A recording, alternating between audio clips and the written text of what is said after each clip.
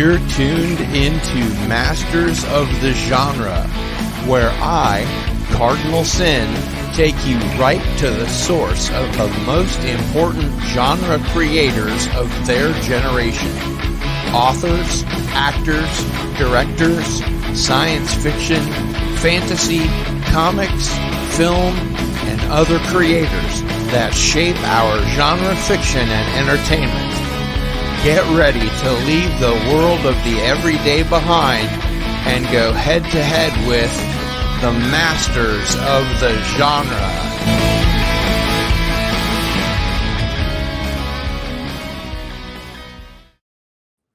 Well, greetings, followers. It is I, Cardinal Sin, and welcome to Masters of the Genre. And tonight's guest is Joe R. Lansdale. And he is an American writer and a martial arts instructor. He's also a member of the Martial Arts Hall of Fame. A prose writer in a variety of genres, he has also written a number of comic books and screenplays. He is the winner of numerous awards, including the Edgar Award for Best Novel, 11 Bram Stoker Awards by the Horror Writers Association, and Lansdale has written over 40 novels and published 40 short story collections, as well as worked in comics, TV, and newspapers, and is the founder of the martial arts system Shen Chuan. Lansdale was a contributing writer for Batman, the animated series. He also wrote Identity Crisis on Superman, the animated series. And in 2010, Lansdale wrote the screenplay for an animated DC showcase, Jonah Hex. The short story Incident on and Off the Mountain Road was adapted for the first episode of the first season of Masters of Horror. Cold in July, an adaptation of Lansdale's cult novel, was adapted and directed by Jim Mickle with actors Michael C. Hall and Sam Shepard. The film was screened at the 2014 Sundance Film Festival.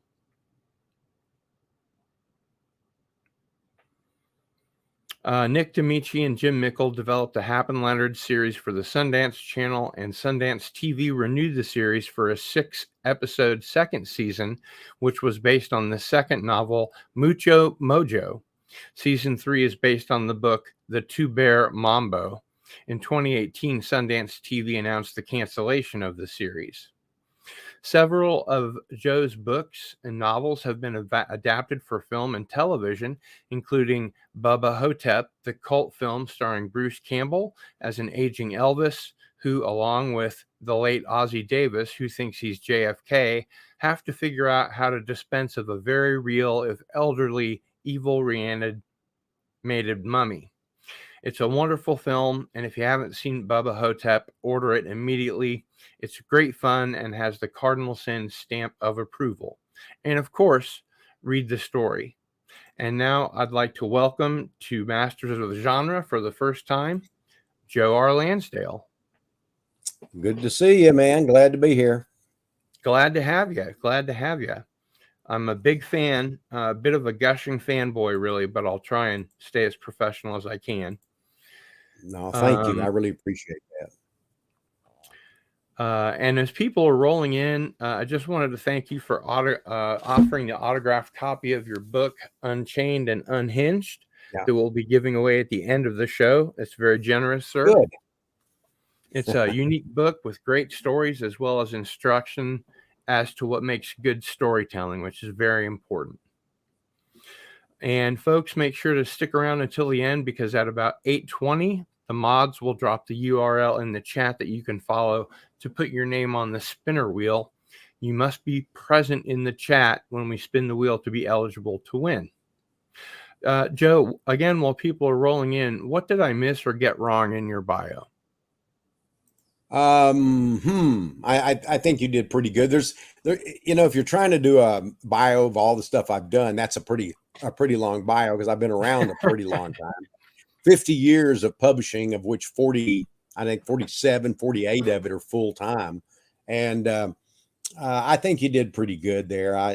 There is a new movie coming out October the 6th on Tubi with Peter Dinklage and Juliette Lewis, The Thicket, based on one of my novels.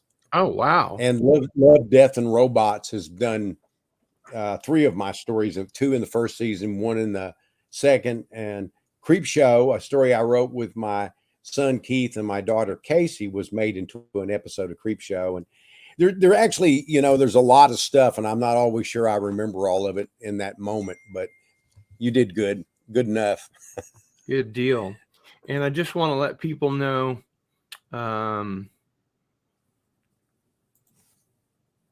let's see here. This is the book that we'll be giving away today at the end of the show.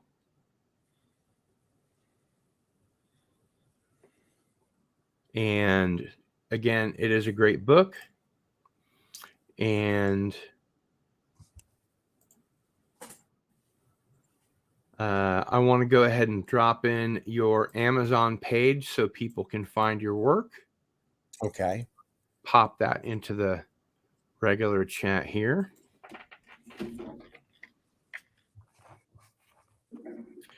And your website. And that is a great resource to find out more about Joe's books. He has a blog that's updated quite often, and it's just an all-around good way to keep up with Joe and his projects. So I'll drop that link in there as well.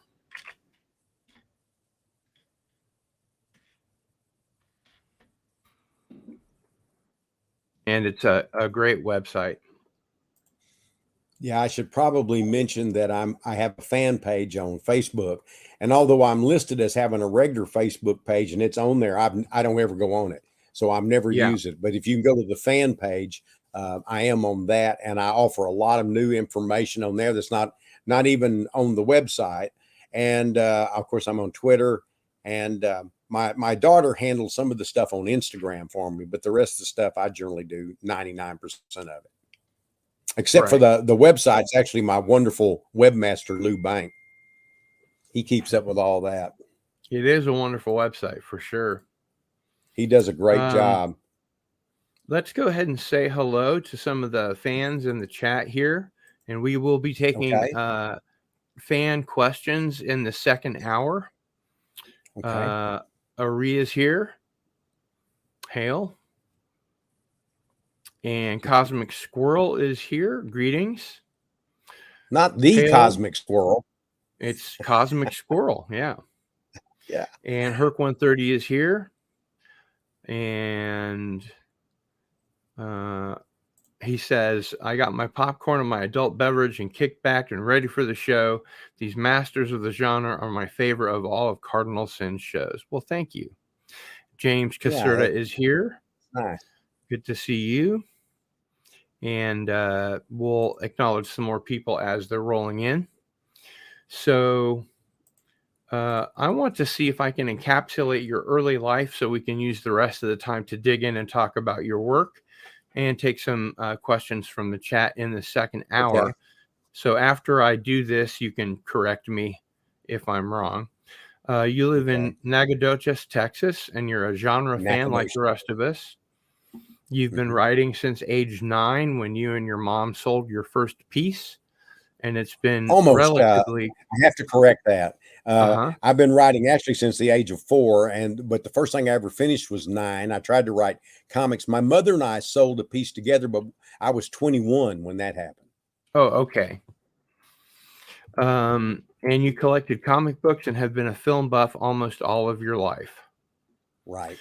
You're significantly influenced by H.P. Lovecraft. You're a book collector as well. Well, they say that, but that's not entirely true. I got to correct that too.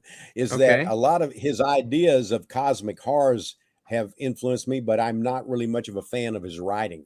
I like the ideas better than the writing, but I like a lot of the people influenced by him tremendously. Robert Bloch comes to mind immediately. Yeah, absolutely. Robert Chambers, etc.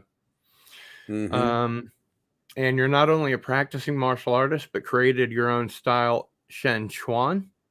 You enjoy writing short stories, novels, and screenplays. How did I do? What did I miss in my research? You did good. You did good. I've written a lot of comics, and I've even had a book of poetry, a bunch of things like that. But that's adequate enough, much more than adequate. Good deal. And I also wanted to share that you have a new book coming out, Things Get That's Ugly, correct. the best crime Mm-hmm. stories. And can you tell us a little bit about the book? Yeah, the stories, the crime stories in here aren't just from my early career. They're all the way through up until the present. There were some stories I had to leave out that I think would have fit here, like Night They Missed the Horror Show. But it's been in so many different anthologies. I thought that if we did a second volume of this or a horror volume, I would put it in that because a lot of my stories cross over. They fit a lot of different genres. I don't really Sure. fit comfortably in any one. I'm You're a proud of it. I think it's one of my best multi-instrumentalist. collections of all time. I really do. I think it's one of the 3 or 4 best. I've had 40 of them. This new one? Hmm. Mhm. I think it's a real good crosshatch of my work.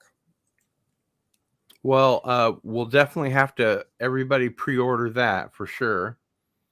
Please.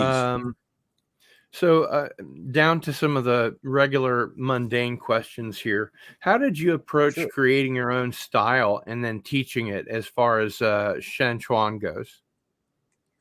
Well, I mean, I've been studying martial arts for ever since I was 11. I started with boxing and wrestling and moved into judo and hapkido and taekwondo, the older taekwondo, not what you see now, and kempo, Mm-hmm. Thai boxing. And I did all these different things over the years. And at some point, I was just going to, places where martial artists gathered. And some of the grandmasters said, "Hey, whatever you're doing looks pretty cool." And then one of my students says, "Well, you ought to form a system." And then gradually other people start calling you grandmaster. You don't call yourself that. But when the Right. people, grandmasters, invite you to the table, then, you start to think, well, maybe I've got a shot doing that. And the system is in the United States Martial Arts Hall of Fame as well, Xinchuan. And I've been teaching it for quite a few years now. I guess probably since 1996, it's been Xinchuan. Before that, I taught a mixture of the other martial arts I had done before. This is not so much a mixture as it is a blend. And I only teach private lessons now, but there's a school there, and a couple of my students, maintain that school and teach it. Interesting. I'm a martial artist myself, or at least I used to be, and studied ninjutsu and leopard paw gung fu. And actually, the reason that Yeah. I quit ninjutsu was because it was so violent. And when I got into leopard paw gung fu, I discovered it was even more violent. So I stopped with that. I don't want to kill people. I just want to defend my loved ones and so forth. The funny thing though is that if you learn an art, no matter what its implications are, if you learn it well, even the most violent of them, it doesn't make you necessarily violent. It gives you, you're overskilled. That doesn't mean that you have to use that, but you never know. If you want to protect your loved ones, it might be worth knowing it. On the other hand, I wouldn't want to hurt anybody either. And the other thing that happens as you grow older and you do martial arts is that conceptually it becomes a lifestyle. And even when you get to the point, if you do get to that point, and all of us will eventually, where you're not as physical with it, it changes the way you see life. And it's like, you're not thinking about whether you can defeat somebody or whether they're going to defeat you. But these Hmm. skills have done. I've actually, where I grew up was a tough place, and they've kept me alive. At least kept me from being hurt badly. So, I wanted to know the best I could. I wanted to know every level of it, but I've never had to kill anybody or anything Right. like that. But I have defended myself numerous times, growing up and probably into my early 20s. And, because East Texas was still kind of, well, it still is, but not like it used to be. Kind of rough and tumble, huh? It was back then. Yeah. Yeah. Well, I could talk martial arts for days, but we're here to pick your brain in a casual conversation about horror writing, Sure. your process, your work, its reception, and how you got from selling your first work to being a true master of the genre. By the way, I wanted to mention I adore that Masters of Horror episode of yours. I saw it when it Thank you. came out, and I thought it was amazing, especially Yeah. that we had an entire anthology series of horror by masters of the genre. Yeah. In the end, I Yeah. think only John Carpenter's Cigarette Burns and John Landis's Deer Woman were in the same league as yours, Incident on and Off a Mountain Road. Thank you. So, Yeah, big fan. my buddy Don Coscarelli directed that, and he directed, of course, Bubba Ho-Tep as well. Right. But he, he kind of had my number, and probably I've been happy with most of the things of mine that have been filmed, but he probably came as close to being like the work itself than any other director. Interesting. I would say in Bubba and Incident, he was probably 98%, and I think that's really rare.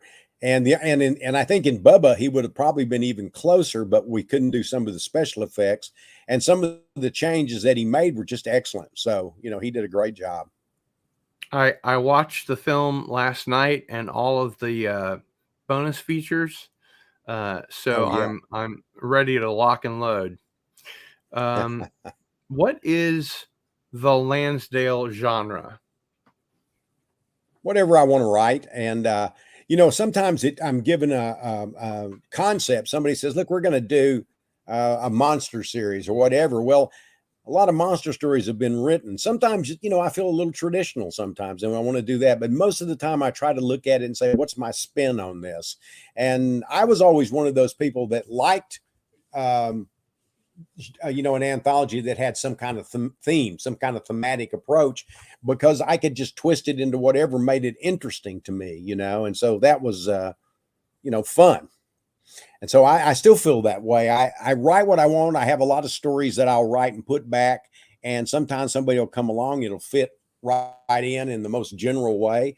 But I've had a lot of people that have bought stories of mine say I couldn't follow instructions, that I did my own story, but they liked it enough, they bought it anyway. And a few of those have ended up in awards and best of the year and stuff like that. So I don't have any complaints, and I guess they don't either. So Right. I might add that some of those stories have been published as crime stories, horror stories, or even sort of mainstream stories. So, to me, it's all the same. You're telling a story. I love genre elements. I like those to drive the engine of whatever story I'm telling. And when I did Bubba Ho-Tep, that's about aging. It's about death. It's about the absoluteness of it, but it's also about being forgotten, about being lost, thinking about your legacy, or if you will have any, and in the end, what does it mean? And so to Right. me, that was a way of writing it, and it was also an absurdity in the way it was put together. And so I'm happy with it. I've done that before, and it all came together, and you feel good, because sometimes you do it and it doesn't all come together. Yeah. So, Joe, where do you find your characters? Do they find you? I think it's a lifetime of knowing people, seeing people, listening to people, listen to other people talk about other people, as well as reading and films and things like that you borrow elements from. But most of it's observational. I do not want my work to constantly have the stink of the library about it. Much as I love libraries, as much, and I'm an incredibly dedicated reader. Up until recently, I've read 3 or 4 books a week. I've had a slight fall back in that lately, but I've always been a heavy reader. And but I get out, I live life. I don't want to stay in the house and not meet people and not talk to people. I met a teacher at the university today just by accident. I had been in one of his classes briefly, and he saw me having a cup of coffee, and he came over, and we just started talking. And it was, it's fascinating, because I'm also listening to how he talks, what his pacing is. I don't know I'm doing that, but if I think about it, I'm doing it. So I try to listen to how people talk. I don't necessarily believe that I'm trying to write like people talk. I'm trying to give the illusion of how people talk based on how people talk.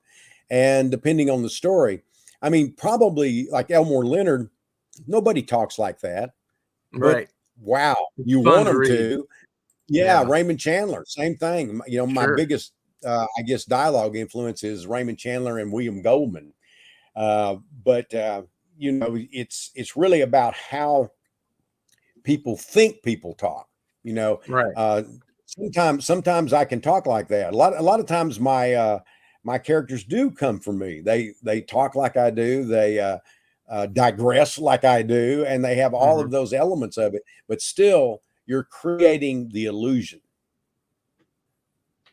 So, is that what you do to ensure that the characters are real or 3D enough to successfully suspend the reader's disbelief?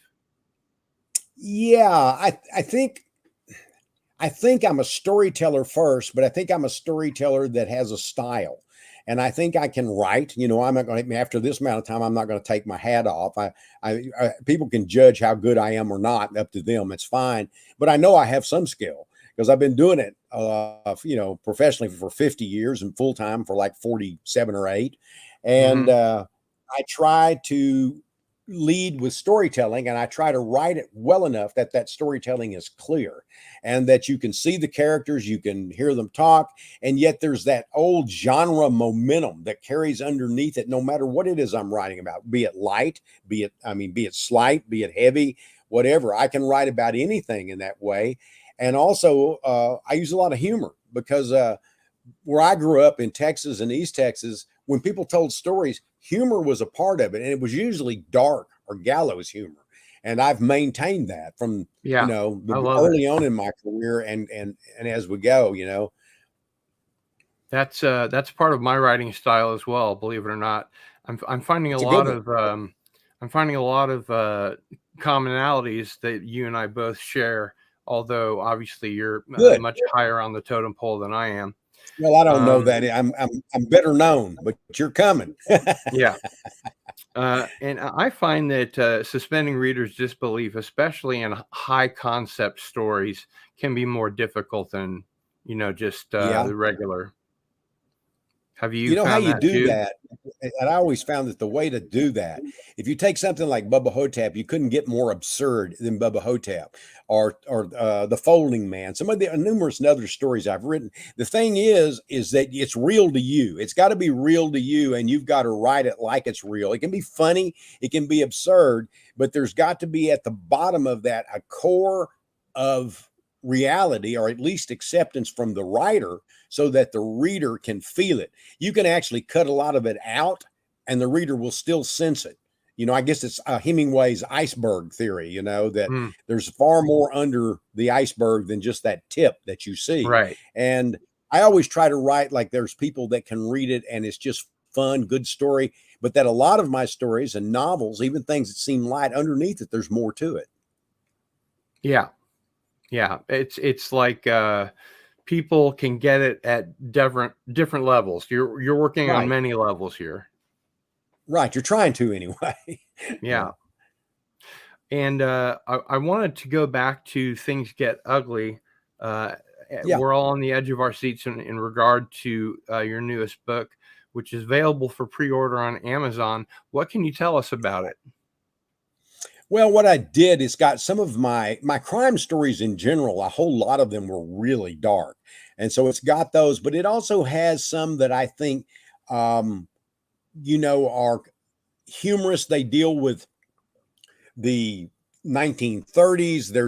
There's absurdities like we're talking about Bubba Hotep. There's one called Mr. Bear. The guy gets on an airplane. He's hoping nobody sits by him, and of course, a bear gets on the plane. And the bear is sort of looks like Smokey Bear, kind of. He's not, he's inspired by Smokey Bear, and he sits down beside the guy, and the bear's just an awful, awful person, just a terrible, terrible person. Hmm. And he ends up stopping at the airport. He gets this guy drunk, and the next thing they know, they wake up in a motel room with a bunch of dead hookers. And so then things go bad from there. And then after they go bad from there, they go worse. and so I Right. saw somebody mention Charles Portis. I should say that Charles Portis is one of my favorite writers and also a heavy influence. But I'm a writer that has always been influenced by a lot of writers, and I'm willing to say that. I'm influenced by certain writers at certain times in my career and by some writers continually. Raymond Yeah. Chandler, Charles Portis, Mark Twain, and Flannery O'Connor, Would you add Hemingway, F. Ambrose Scott Bierce to Fitzgerald. that list? Yes, I like Ambrose Bierce. He's instructed me in different ways. Some teach you different things. I think that he had a kind of bitterness about him that I admired.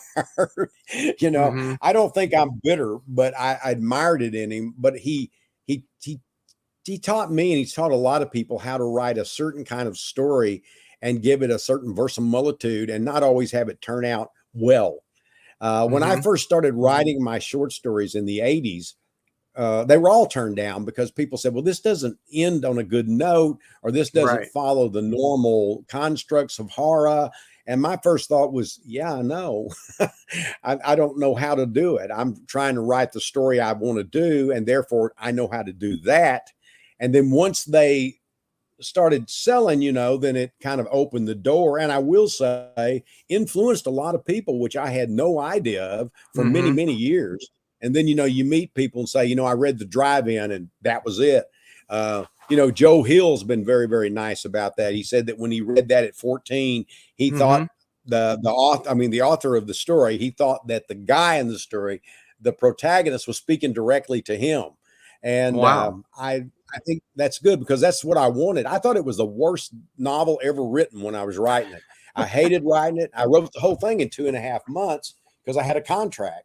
But I Right. thought, man, this is terrible. And then when I got the galleys back, I expected them to say, hey, man, you got to be kidding. But I got the galleys back, and then I reread it, and I thought, you know what? I did pretty much what I'd hoped to do. You never do them as well as you expect, and I never feel content with any of them. But when I read that, I realized I had managed to at least capture the concept I wanted to capture.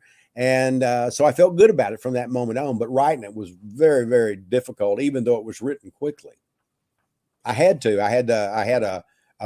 babies. Karen and I had two babies, and house payments and stuff like that. And so Mouths some to of the feed. best stuff ever written by authors is to pay the bills. Sure. Yeah, absolutely. That's another H.P. Lovecraft sort of allegory, or analog rather. I He think of it kind of like Lords of the Flies, and mm-hmm. there's I can't remember if it was Bill Nolan that wrote it. Somebody wrote a story about a party everybody went to and they couldn't leave it, and that Huh. stayed with me because they couldn't get out of the party. Every time they started to leave, I wish I could remember for sure who wrote that, but every time they tried to leave, they couldn't. They were always end up back in the same place. You think it So I was think William that F. was in the Nolan? back of my mind. I think it was, but where I read that? I read it in Playboy. So Yeah. maybe one of their anthologies. Yeah, So it probably it's called was. The Party, I think. I Yeah. think it was called The Party. I got to I know don't remember William who F. wrote it. Nolan just a little bit, and boy, We were we good were fast friends. friends. He was a good guy. Yeah, I love Bill. He Yeah. and I were friends for years. We met at a convention and talked, and probably like you, bonded. Bill Paxton was like that. I met Mm-hmm. Bill Paxton. He was wanting to make the bottoms, and it's like we've known him for years. And I'm sure it's like that with him, with everybody, is that in 5 minutes he's your best friend. Yeah. Yeah. So I love you. I miss him. We watched Tombstone earlier today, and it's the first time I've been able to watch a film with him in it since he died. Yeah.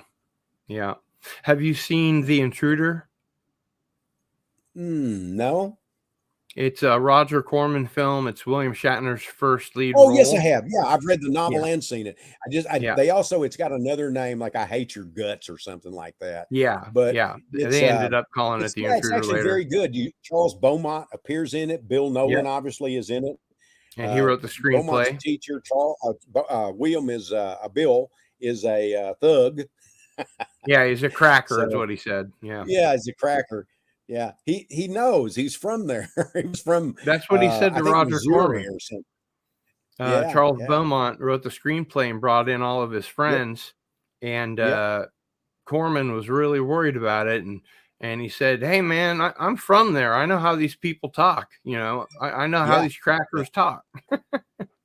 yeah. Yeah. On another note, you've said before that you're deeply affected by racism. Does it run through your Yes. body of work, or is it just a Yes. personal thing, and why? No, it runs through my body of work. It's not in everything, but it's certainly prominent. And I sometimes have to, sometimes I feel like I have to pull it out because I don't want to beat people over the head with it. But on the other hand, if I feel it's important to the story and it's important to make that statement, I make it. I have a lady who she actually works for us. She kind of helps assist with my wife who has some illness. And she's a black lady, and I wrote her a check the other day for her work, and she took it to the place. They didn't want to sign it. I mean, they didn't want to cash it, and it wasn't a huge check. And so I finally had her go over at my bank, and they cashed it. But she said it was, and she knows she's not like one of these overly sensitive people. She just said it was an obvious case of racism, and I don't doubt it one bit. I don't doubt it one bit because although most people here openly are not, and I don't think they are anything like they once were, not even a shadow of like they Hmm. once were, there is a pocket of people that still fit the worst aspects of that. But I Yeah. think that's pretty well true everywhere you go. It isn't just here. And I think that's what disturbs me, is that it's sort of making a comeback in a bizarre way because I think the asshole Trump gave people permission to be the worst that they could be. Oh, yeah. They came crawling out of the woodwork, didn't they? Yeah, he opened the gate. For sure.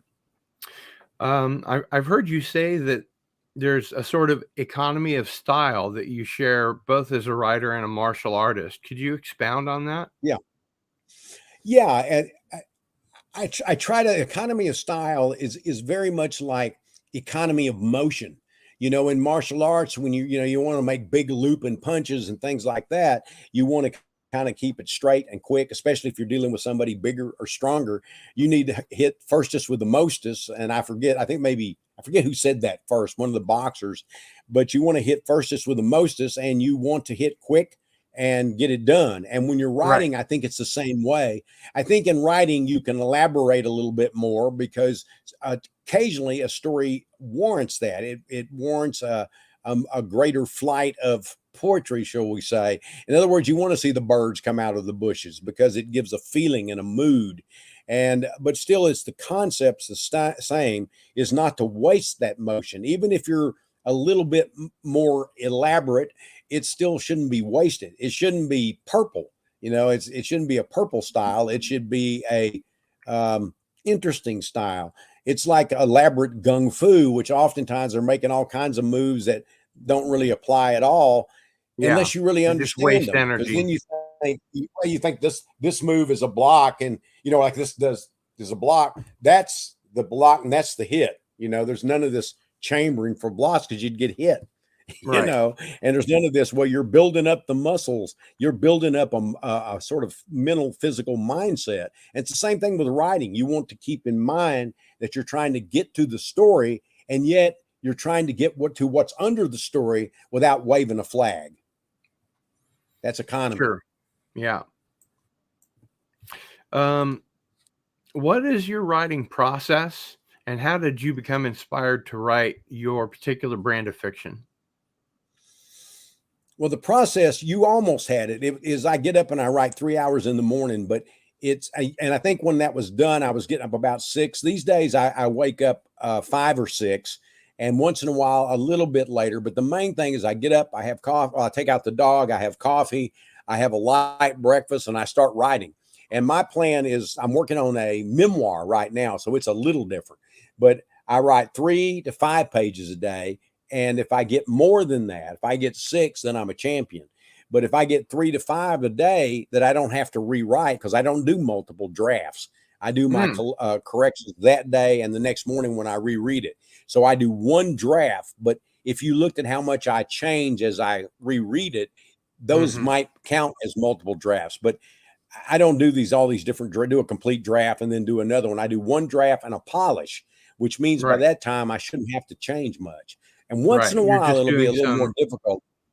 You're just Right. doing a The little memoir's revision. different. Right. The memoir is different because you're depending on your memory and you'll think of something later. And so I've probably the most different thing I've worked on in a while is that. But generally, if I show up every day, it means some days I'll get 10 or 15 pages. And so the books get written anywhere from 3 to 6 months most of the time, not all the time, but most of the time. Moon Lake, Sunset and Sawdust, those took me almost a year. Wow.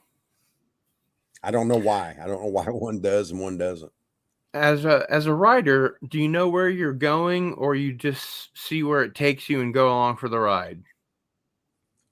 Once in a while, I'll have some idea where it's going because where it's going is what gave me the idea. Mm-hmm. But a lot of times, most of the time, I have no idea. I don't plot. I don't make notes except remember their eyes are blue or something like that. Or don't forget he had a hat, you know? Mm-hmm. So to me, I just rather do it by the seat of the pants every morning. But I honestly believe I developed learning. I learned after many years how to write from the subconscious. So when I go to sleep at night, my mind writes it and I get up the next morning and I write it down. Yeah. And so generally when I wake up in the morning, I'm ready to go. And as soon as I turn on the machine and put my fingers on the keys, I start. Right. You know, I don't ever have to stop and think unless I'm trying to find a better word or something like that. But as far as like the stories unraveling, it just happens that way. It's like at night, the well fills up. I dip the bucket in the morning and I've got it. Right. You know, Right. every once in a while, again, you'll have something a little different, but that's primarily the way I work for novels, short stories, screenplays, comics, articles. You know, it's just the way I work. If I think about it too much, I can't do it as well. So when I finish for the day, I'm done. I try not to think about it anymore. Mm-hmm. It doesn't mean that I don't occasionally, but mostly I'm just done because I know when I go to bed that night, the well is going to fill back up. Yeah. And writing every day is very important. Oh yeah, and I write every day. I mean, once in a while I'll miss it for some folly or another. Like, you know, Right. even on my birthday or Christmas, whatever, I get up so early that by the time everybody else gets up, since I only write a few hours, I'm done. And so, and it's the most joyful thing I do in a day. And if my writing goes well, the rest of the day goes well. My interactions with people go better, and everything in my life goes better. Right. Can you tell us a little bit about a little bit? Can you tell us about the Hap and Leonard books, how they came to be, and could you give us a brief summary about them? When I was thinking the most seriously about being a writer in the early 70s, I wanted to write something about my generation. There's got to be this real dumb view that boomers are like ultra conservative when they were just the opposite. You know, Right. that was the time of hippies. That was the time of civil rights. Mm-hmm. And it was the boomers who were pushing that. You know, black, white, we were all pushing that. And there have always been people who didn't fit into that. And I'm sure there are people who changed their views, so many of them when they got money. But Mm-hmm. I always felt that that's a weird perception of that generation, which was probably the most liberal generation at that point in time. You know, it may have changed now, but at that point in time, we were talking about civil rights, women's rights, gay rights. All those things were built right there. And as well as the people that were involved in technology. But anyway, I wanted to write about my generation. And Mm-hmm. the more I thought about it, the more I couldn't do it. So then I got asked to write crime novels for Bantam, and one of them was Savage Season. And when I started writing it, I just had Hap. There was no Leonard. And then Leonard just showed up immediately in the book and just became a character, and they had a pass without me planning it. And Leonard was gay and Republican, which was very, very rare to even consider in Sure. that time, which was about 1989. And but I had seen a gay Republican on TV. Not gay, a Republican on TV. One of the first I had ever seen that said that was black. I'm a Republican. And I had friends, of course, who were gay. And I thought, well, I don't see them represented. I always see the the prancing neighbor next door in TV shows and things. Right. And gay people I knew were variable. Some fit this kind of viewpoint. Others were just like all of us, like heterosexuals. We're all different. And I thought, I don't see that in there. And in martial arts, I knew people that were gay that would whip your ass, So I said, I need to kind of put that into it. And the character just developed out of that.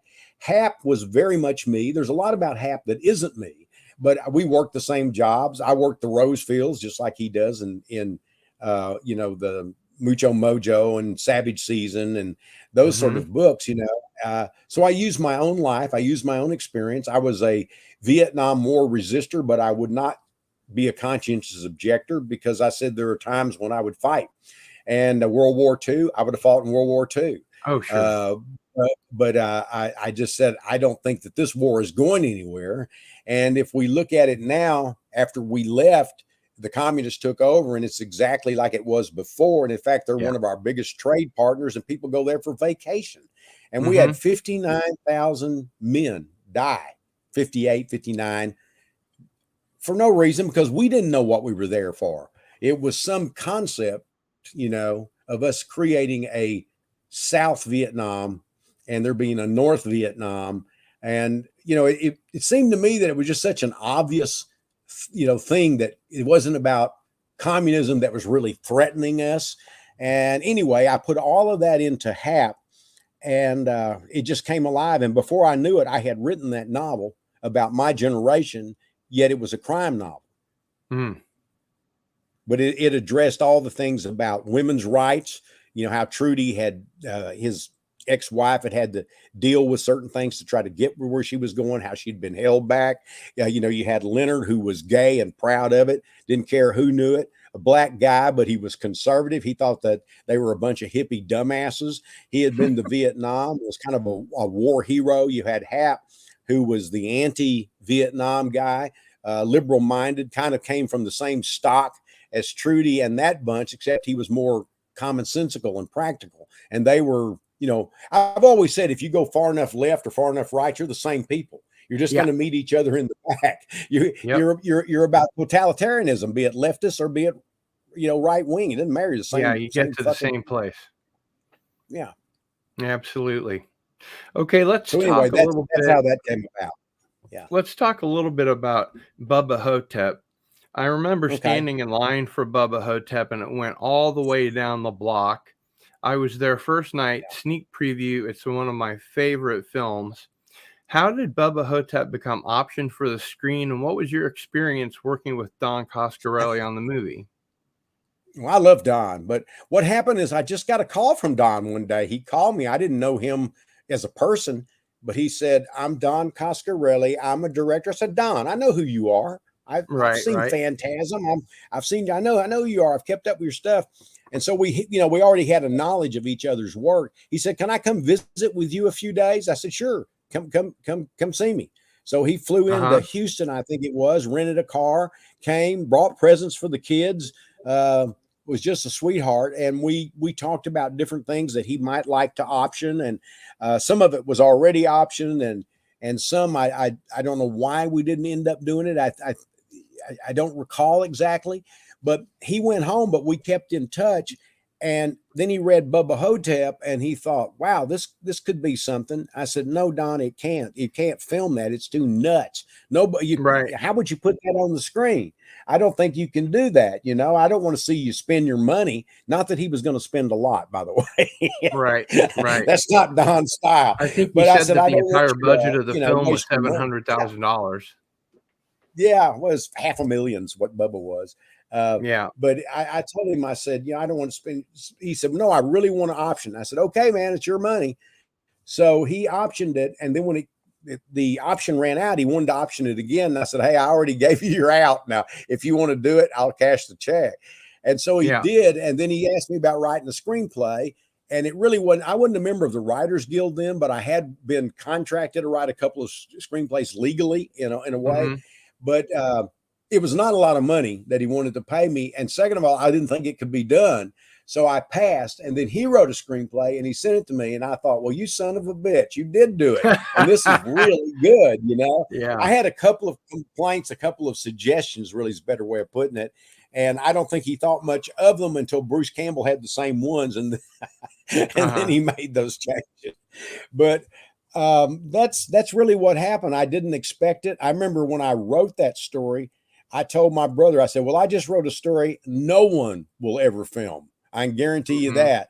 But I think it's a hell of a story because it's written in a particular unusual style, and it's got a little beat poetry style to it."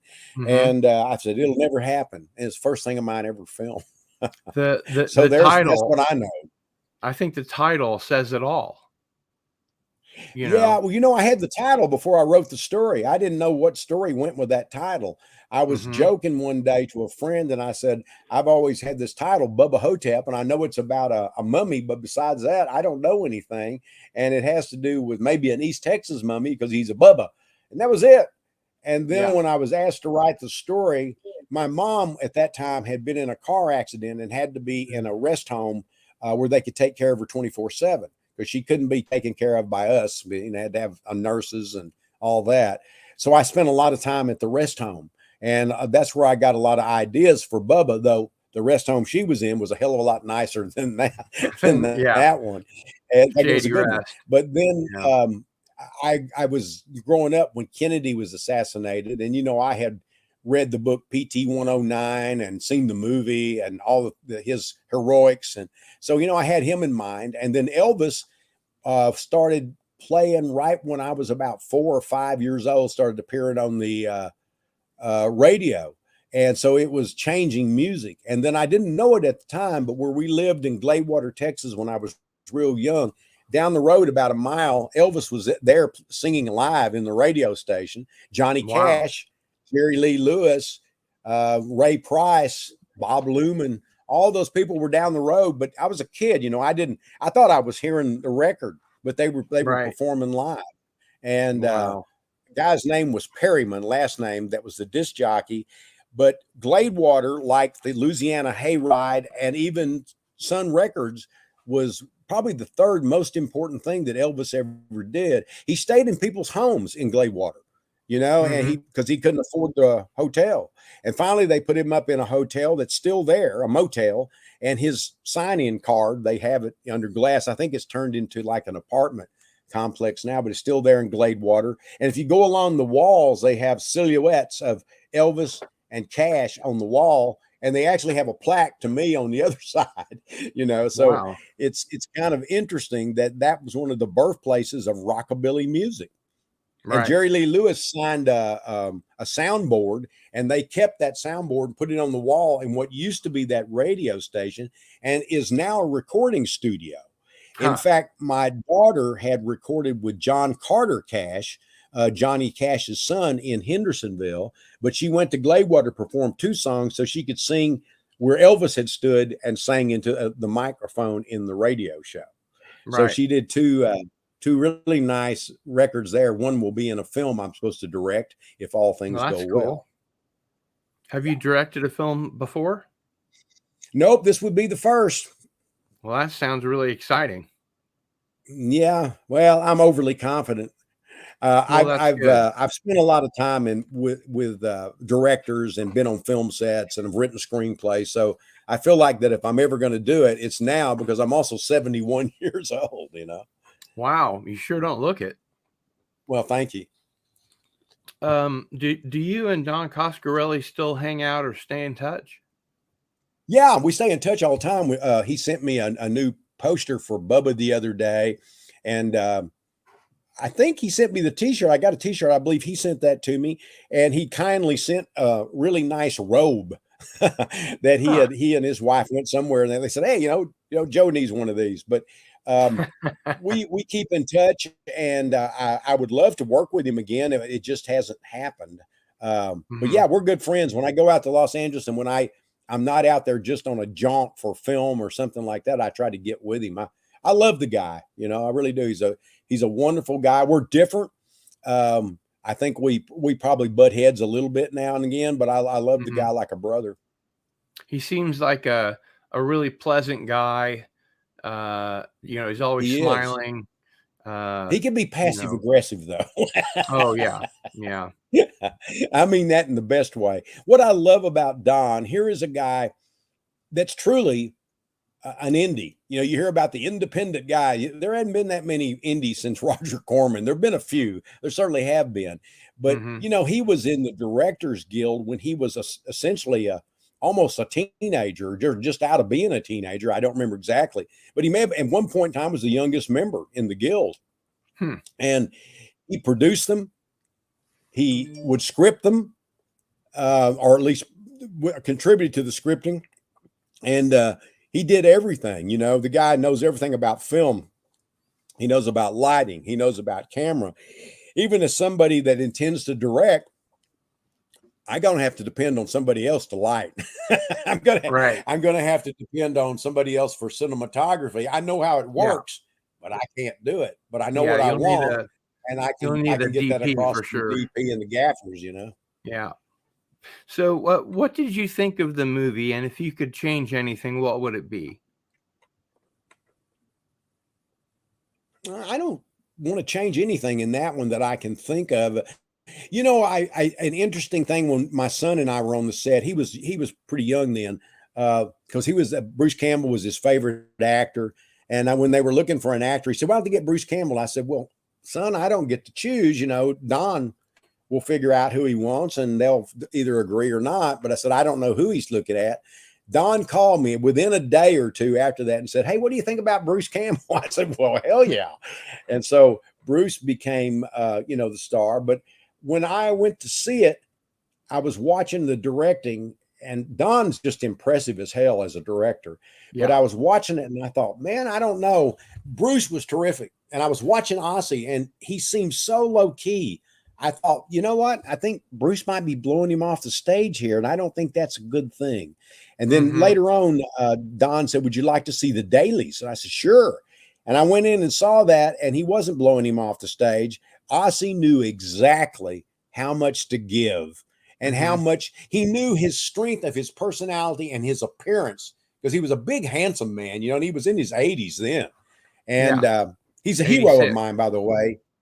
Yeah, he was a hero of mine because of civil rights as well as, you know, his film Oh work. yeah. And he was a producer and a director. He gave the eulogy at uh, uh, Martin Luther Malcolm King's X's funeral. funeral, and Malcolm X. He was there, you know, and Yeah. so he knew Elvis and John Kennedy. So you know, you had this Wow. guy that actually knew them or had met them, whatever. But so I was really, you know, excited to meet him. I remember it was one of the few people I've ever met, along with Robert Block, Richard Matheson, Ray Bradbury, who I felt Wow. kind of like starstruck as much as I feel Sure. starstruck. And so when I saw him on that daily, I realized, oh man, I should have known better. He knows exactly what he's doing. He can just he could just turn his head a certain way, and the camera would love him. It would just look at him and go, "Yeah, that's right." Yeah. So you know, I learned a lot that day, not only about Ossie, but about acting and about camera work. And you know, that was a long time ago, but it was when I was learning about directing without having any intention of being a director at that point in time, not real Hmm. intention anyway. I had thought about it a few times since John Sayles, who was probably the biggest influence for me wanting to do it, was John Sayles.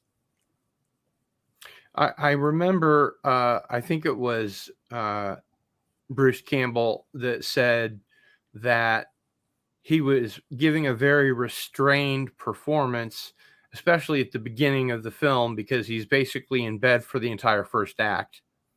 That's right. That's right. And, you know, I think that's Bruce's best performance. And I don't say that's because it's in a film that's based on a story. I think that was an Oscar performance, but it was never going to be noticed because, you know, he was Bruce Campbell and he'd been in a lot of low budget movies, but he was good in those too. And in this one, he played a more in-depth character. And, you know, to me, he's still my favorite Elvis ever on screen, and he can't sing a lick. And on top of that, they didn't even use any Elvis music in the film. You think Right. about that. Yeah. And then Bruce said he wasn't much of a dancer either, you Yeah. know. But yeah, he's He Elvis to me, and you know, when he and Ossie Davis would sit and talk, that was such a wonderful moment. All the times that happened, I think my favorite is when they're talking about the baby Ruths, and he said, "Let's get decadent." because I put Right. that in the story, and I thought, well, they probably won't use that, and they did. I don't think a lot of people got that, and a new suit in my story, I don't remember if it was a J.C. Penney suit, and if you grew up in East Texas, that's where you bought your suits, because that's the only Mm-hmm. store you had to buy them, and you could get it because you got 2 extra pairs of pants and a vest for Yeah. the price of the suit. Yeah. I know that you weren't really into the idea of doing a sequel to Bubba Hotep, but I also No. know that you were urged to do so to the point of driving Yeah, you to distraction by both the fans and the filmmakers. And right. people have been clamoring for a sequel ever since Bubba Hotep came out. And I've got with me here the prequel, Yep. which you wrote later, Bubba and the Right. Cosmic Bloodsuckers. And this takes place earlier in Elvis's life, so Bruce Campbell wouldn't have to wear all that old age makeup. In fact, Well, now he doesn't they might might have have to to wear any deep old fake age him to makeup. make You're him look right. younger. Yeah. But he Right. did say if you wrote another one, he'd be up for it. Is Bubba and the Well, if Cosmic I'd written a Bloodsuckers going to screenplay, be a film? yeah, if I was no, he meant if I'd written a screenplay back then. At one point, they already had in mind kind of what they wanted to do, and we Mm-hmm. talked about it, but I wasn't big on it, and I think in time Bruce began to feel the same way for whatever reasons he felt that way. But I just felt what you're doing here is you're taking away from a film that was about redemption, and you're just making another film because it was popular. And in some ways, when I wrote the book, I felt it was different because I didn't expect a large audience for that, and I knew Mm-hmm. that it would be fun for some people. But I also did it as a prequel, so I wasn't trying to carry on with the other story. But I'm not even sure that was a good choice. I read this last night and I thought it was brilliant. Well, thank you. I I love appreciate this that. book. It's your writing style in this book is different from some of your earlier work, Yeah, and yeah. I thought that was No, really cool. it's true. I change it up when I need to. What I find is that I write differently when I write in third person. First person is my most natural way of writing. So nearly everything I've written is in first person novelistically. It's short stories, it's mixed. Yeah. I think that you may be the best living author writing true crime, horror, mysteries, and your particular melange style of fiction. Who are some of your favorite writers, the ones that got you started and interested in writing in the first place, and also ones currently working today? Well, when I was a kid, there's no doubt about it. It was Rudyard Kipling and Mark Twain and Jack London. And then when I found Edgar Rice Burroughs, I didn't want to be a writer anymore. I had to be one. And so Edgar Rice Burroughs, when I was about 11, changed my life. He gave me just a magic that I couldn't let go of. As time went on, you outgrow it a lot. And a lot of it is dated, and a lot of it's been borrowed so much that we see it in everything. Some of it, at the time it was racist and sexist, but we didn't know that at the time, to be honest. I mean, I hate to say it, but that was just how it was. And we were Yep. reading it. And I was too young to even contemplate that at all. All I knew was there's this cool guy that traveled across the vastness of space by holding his arms out to Mars. But as I got older, I began to be influenced by a lot of different writers. Philip Jose Farmer was a big influence. I think he was a very uneven writer, but when he was on, he was magnificent. And Robert Bloch and Richard Matheson and Charles Beaumont and Bill Nolan, a lot of these writers influenced me. And then Flannery O'Connor and Ernest Hemingway and F. Scott Fitzgerald, I found them and I went nuts. Carson McCullers was another one. Probably after that, and Robert E. Howard. I mean, you can't take it much different than that. Robert E. Howard, Burroughs, and all of those guys. And then there was a writer named Keith Laumer who wrote science fiction. And when he wrote in first person, I really liked his work. And I thought, oh, this is such an original thing. And then he wrote a crime novel called Fat Chance in paperback, Deadfall in hardback. And I read that, and it was dedicated to Raymond Chandler and Philip Marlowe, his creation. And so I Mm-hmm. said, I wonder what that is. And then when I read it, I realized that Keith Laumer was writing in Chandler's style. And so I loved Chandler, which led me to Hammett, James Cain, and then all of these other, writers who had been big in the hard-boiled era, especially that had written for Black Mask and Joe Shaw. So those were big influences. And then, I'd grown up Western movies. I was a fanatic Western history. I was a fanatic, and I'd read some Western novels, but I was not a real fan. Then in the 70s, I began to find books that I really thought were entertaining, and I tried to read backgrounds in Western mystery. So I read Agatha Christie, and I read, some of the most hard-boiled things I could find. I read the whole spectrum. I don't think a lot of people do that anymore, which is why most of the stuff doesn't seem particularly original. It's okay to be influenced by, and I admit my influences, but I'm still me. And when you read it, you go, okay, that's him. And so all of those things kind of came together. I remember Brian Garfield being a big influence. At the time, he was one of those that was momentary but important. And William Goldman was, after I saw Butch Cassidy and the Sundance Kid, I was never quite the same again. I loved Westerns, but when I saw that, people can't understand this now, it defied everything that Westerns did. And the dialogue was so damn sharp. And I've always loved good dialogue. And then, of course, I read Elmore Leonard, and I read George Higgins, who was the master of dialogue. And this list could go on. Fred Brown was a very important writer to me. So, I mean, and then I keep discovering, new writers. And I mean, right now, Gabino Iglesias is good. And there's Sean Cosby, who writes his essay Cosby. There's my friend Stephen Graham Jones, who I really, really love that guy. And, there are others, but I read new writers, old writers, middle period writers, and even very old Victorian writers. I mean, I read Dickens, everybody. So to me, anything where I felt was interesting to me or exciting, or in some cases, especially in the 70s and early 80s, I was just reading everybody to learn what the roots of mystery fiction was, science fiction, which I'd grown up with science fiction. I'd read so much science fiction. There was a time when you could read it all because there was not that much of it. And then gradually you couldn't read it all. So I was well versed in science fiction. I'd read just about everybody. If you name them, I probably read them. And I tried to read all of the Western masters. I also tried to read the people who were turning out quickie paperbacks. And I had more patience when I was younger to read all those different things just to learn, because in one way they were still all very new to me.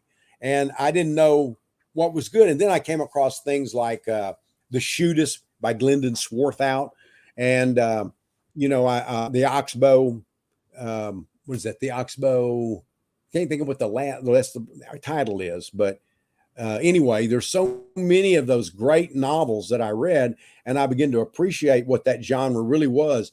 Westerns, when I find a Western that I truly like or historical, it's my favorite, but it's harder for me to find something in that era or that field that I like than it is in, say, crime or suspense. Science fiction I loved it, but it's really hard for me now. I read science fiction short stories, and then novels now and again, but mostly when I want to read science fiction, I admit I dip back into people like Henry Kuttner and Cyril Kornbluth, and I reread a lot of those writers, and Some Fred of the Brown. masters. And Brown was a master of the crime novel too, And if you go pure mystery, he was my favorite mystery writer. If you go a broader sense, it's Chandler, because I don't really think of him as a mystery writer. We mentioned Joe Hill earlier. Is he somebody that you read? Yeah, I like Joe Hill, and I'll tell you, I love Joe, but boy, I do love Owen. Owen King writes brilliantly, and he's so different. And I'm kind of a fanboy when it comes to Owen. I really like his work, and I just recently told him how much I liked his work. We are in touch with each other, and I think a lot of that kid. Well, he's not a kid anymore, but to me, he's a kid because I'm so much older. But I admire both of Stephen's boys, and of course, Stephen himself. Absolutely. So being in the second hour, we're going to take some questions from the fans here in the chat. But before we do, I wanted to ask you, what is the funky werepig? The funky werepig's a guy named Gregory Hall that has a, I guess, a program, where he interviews people. He interviewed me on there a time or two. I did some martial arts on there. You can Oh, I see saw me do it that. on one of Yeah. the funky. Yeah. And he calls himself the Funky Werepig. My son and I wrote a novel called Big Lizard, and we wanted to write another one that included the Funky Werepig Yeah. as part of that universe. And so I'm going to talk to him about that. That's great. You've said you think Edge of Dark Water is your best novel. I Could did could at you the tell us time. why? I now think Paradise Sky is my best novel. It came Oh, along okay. 2 years later. Yeah. What makes those two so good as far as you're concerned? Well, I just felt like that, and if you listed, I'm strongly a fan of if I'm picking my own stuff, of the Bottoms and Sunset and Sawdust and A Fine Dark Line. But when I did Edge of Dark Water, I felt like that I captured a voice, and I never even told you when it took place. It took place in the 30s, but I never said that. But there were clues all the way through. And I Mm-hmm. was using mythological concepts out of Jason and the Argonauts and the Odyssey and things like that. So that was fun for me. And Yeah. I liked the lady who told the story, the young girl who told the story, and her friend Jinx. And I just felt it was a universe in a real world, but yet was somehow a unique universe inside of that. And then The Thicket followed that. And I thought, well, I think I learned some things from writing Edge of Dark Water. And Mm-hmm. then I learned some things from writing Thicket. And then by the time I got to Paradise Sky, which I've been trying to write for 20 years and they wouldn't let me do it. At that point in time, they said, okay. And I did. And it's still my favorite novel. In the 80s, I tried to write it, and was all of the information about black cowboys, buffalo soldiers. Mm-hmm. There were famous marshals like Bass Reeves. And now you're hearing this stuff everywhere, but back then you weren't. And they told me, they said, black people don't read and white people don't want to read about black people. I said, yeah, I don't You're think that's nuts. true. And yeah, that's what they're telling me. And then in the 90s, they had a different way of putting it and said, we don't know who our audience is for this. Mm-hmm. But they were telling me the same thing. Later years, when I got to Mulholland, and I give Mulholland a lot of credit, and Josh Kendall, my editor, they said, no, this is fine. This looks fun. And so I finally got to write a novel I've been trying to write for a long time. And I still think it's my best book. And then after that, Excellent. I had fun writing things like Jane Goes North, Fender Lizards, All the Earth Thrown to the Sky. And those are books that aren't as well known of mine, but I think they're among my best, We'll definitely have to check those out. Robert Hubbard from the chat says, apologies if this has already been asked, came into the chat late. Have the makers of The Thicket given you a preview yet? And is there anything you can say about it at this early date? All I can say is that the hog is no longer in it. They told me that. Cutthroat Bill is now a woman, but it's Juliette Lewis. I mean, she's going to be terrific anyway. Sure. I'm not really sure of all the changes. I haven't seen it. I haven't been on the set. I haven't been involved with this one like I have others. I approach it with joy and trepidation. I don't know. The thing about film, they don't have to be just like it, but I almost want to punch people in the mouth when they say, well, a film is not a book. Well, thank you, asshole. I already knew that. And I've written screenplays myself. But the idea isn't to just take something and change it because you can. Sometimes you have to. Sometimes it works better. Sometimes there are certain things, like I thought Bubba Ho-Tep was not translatable, and I thought it would be absolutely have to be a totally different story. And I generally feel if you know you're going to change it that much, why don't you option something else? You know?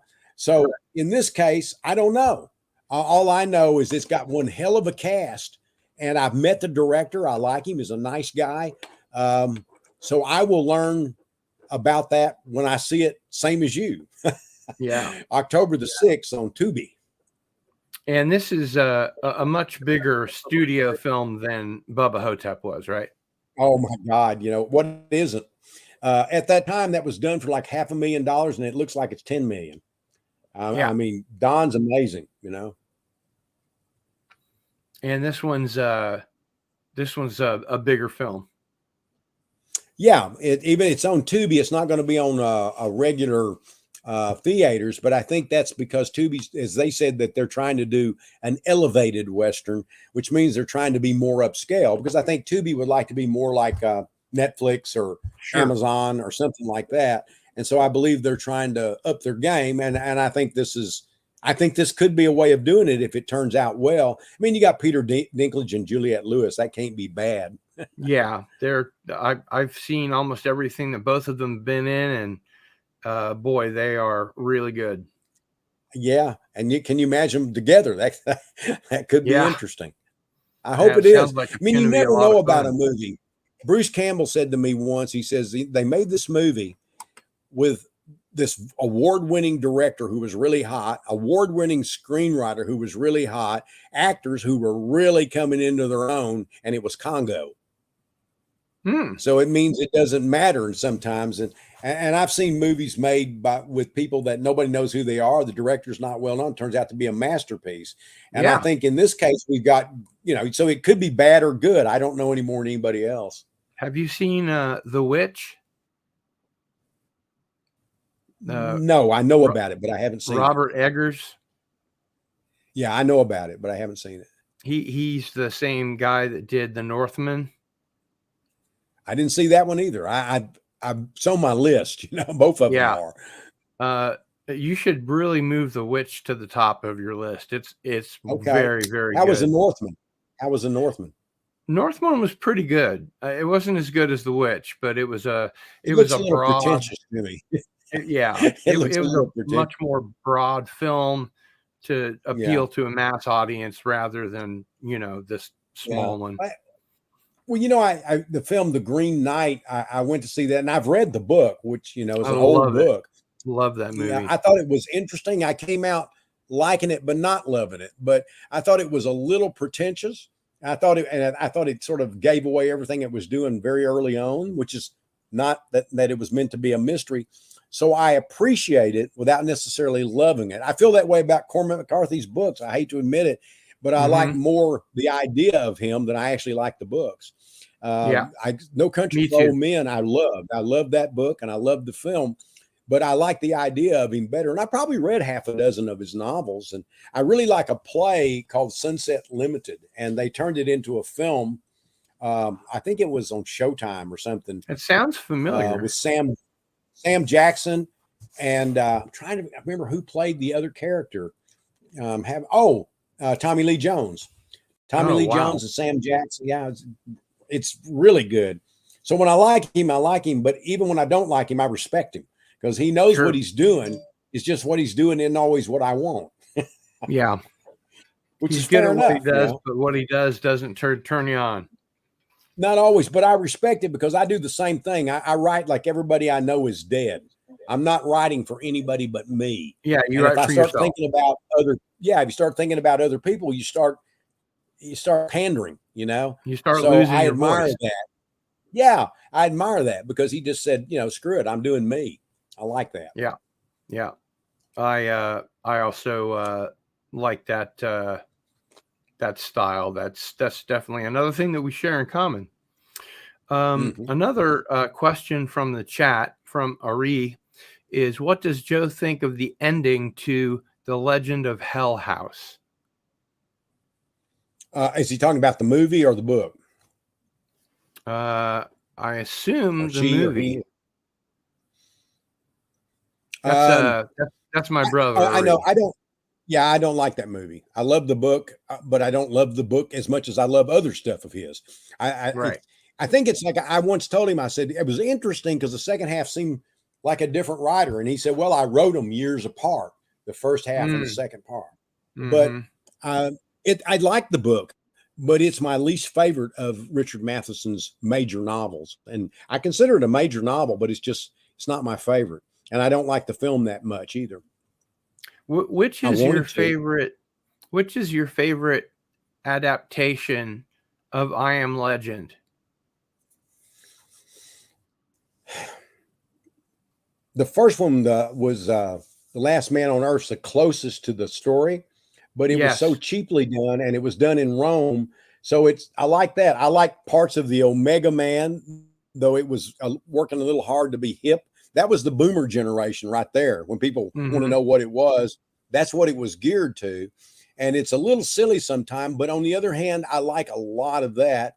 And then I like certain things in the last one. I think they're all three interesting. If you come to the first one, I think that's the closest. But I guess that's probably my favorite is the first one. But I think it's Yeah, highly mine too. flawed. I'd love to see it. I'd love to see a mini series with that, like 4, 6 episodes. That's a And great I'd idea. like to see it. Yeah, I'd love to give it a crack. That's a great idea. Um, how do you decide the criteria of someone that wants to option one of your works, yay or nay? There are a lot of different ways of doing it. I have lots of options that were never filmed. I have, Ridley Scott optioned The Big Blow. David Lynch had it for 3 years, and then Ridley Scott optioned it, I think, for about 10 years. And I had a deal in there that the option didn't count towards the back end. So I Uh-huh. was getting free money. And then at Right. some point, they had Miller Kaufman write a screenplay, great screenplay writer. He wrote Bad Day at Black Rock, Dog Day Afternoon. And he wrote a screenplay, but they didn't like it because they didn't think it was close to the story. And at that time, Jake Scott, Ridley's son, was going to direct it. I wrote a screenplay, which they did like quite a bit. And then Jake dropped out for whatever reason. And over time, it just they finally bought me out. They just said, we're optioning this every year, and we're not, it doesn't count toward the back end. And they had the right at that point to buy me out on it. Mm. So I had hoped that that would get made. At one point, Mark Romanek was going to make it, and with my script. And then they had Owen Moverman do a script, and that was going to be it, and that didn't happen. And they announce it about every 3 years that somebody's going to do it. But I think things have gotten so politically correct now that people will be scared of it. I really believe that's the truth, and I believe that they're missing the point of the story, which is very much a period piece and also an anti-racism piece. And the star is Jack Johnson. I think they're missing the point, but that right now we're going through a period where I think people are missing the point a lot. Yeah. Oh, I agree But intently. but with Ridley Scott, it was easy for me to make that decision because I felt like if he made the film, it'd probably be a good film, or if Jake made the film under their banner. But I've also had numerous things optioned, and sometimes it was, the money was good, and I thought, well, the book exists. They don't do anything to your book. The book's still there. You Right. haven't changed the book at all. Right. But you hope they do a good piece because it helps sell the book. So usually it has to do with how I'm wooed. And I also like being, as that time has gone on, I like being a producer. I like having Mm. some say. I didn't get that on The Thicket, and I could Right. kick myself. I like to be able to be on set and not be an annoyance, but to be able to say what I want to say. Jim Mickle, who directed Cold in July, is a friend of mine, and Nick D'Amici, who those two guys produced it. And I was on the set for the entire first season. And they listened to me. And then if they didn't want to do it, I was fine with that. But I Sure. always said I got to say what I wanted to say, and they got to do what they wanted to do. But at Yeah. least I felt like I was part of it. And I feel like that if you sign on the line, that there's a point where you really, can't gripe too much because you said, yeah, I agree for you to do this. I take your money, I cash your check. But I like to have some say if possible. So it really has a lot to do more with if I can have say. With Peter Dinklage, I just thought, here's a possibility for a really interesting movie. And he's probably the only actor that has the clout that is a little person that could play this role. Mm-hmm. So, I think in one way, we both had each other over a barrel. I had a unique book, and he has a unique presence, and Yeah. and he's just, man, a terrific actor. When I saw the station agent, I thought if that guy ever wants to do anything of mine, I'm in. And so, you know, I was agreeable there. So it really has a lot to do with different things. A story of mine called The Pit was optioned 11 times. And the last time, the guy that did Hell or High Water, David McKenzie or McKenna, can't remember exactly, but that director wanted to option it. And I spoke to him on the phone and I loved his stuff. You know, I thought, yeah, he's the guy. And then he sent a screenwriter down to stay with me a couple of days. And he wrote a script, but for whatever reason, they never managed to get it off the ground. And But they didn't. there's probably been 35 options, many of them repeats over the Yeah. years in my career. So I've made a lot of money off films that don't exist. Right. So most options just run out and don't get made. Yeah, I had like Edge of Dark Water was optioned for almost 10 years. And The Thicket has been optioned for 10 years. I have to admit, I made myself a pretty crummy deal on that one, but that was my fault, nobody else's. And yeah, I can't think of all the others, but there's just been so many things optioned as time has gone on that you know, I do it by judgment. I do it by, will this make me money? Will this make people read the book?